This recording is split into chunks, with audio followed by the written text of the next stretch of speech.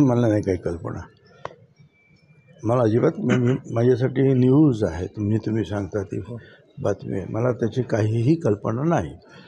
तर त्यांची काही चर्चा झाली असेल तर ती अजितदादांबरोबर झाली असेल किंवा आणखीन तटकरेंबरोबर झाली असेल.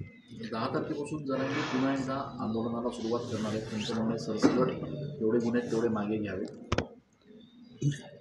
काही नाही, ते होऊ शकतं.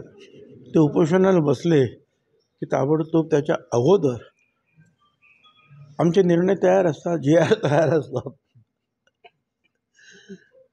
आणि यापुढे ते सतत बसतच राहतील. एक झालं का एक झालं का एक.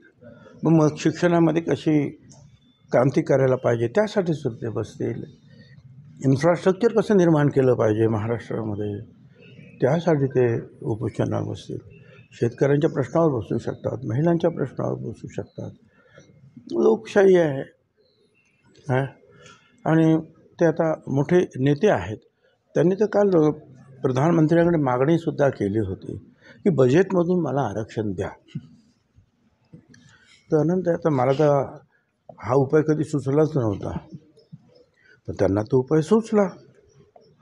आणि मोठे मोठे मराठी नेते, मोठे मोठे मंत्री, मुख्यमंत्री, विचारवंत, लेखक, वक्ते यांनासुद्धा कधी हा विचार सुचला नाही की बजेटमधून आरक्षण आपण द्यावं. तर त्यांची आहे, त्यांच्यामध्ये ती विद्वत्ता आहे.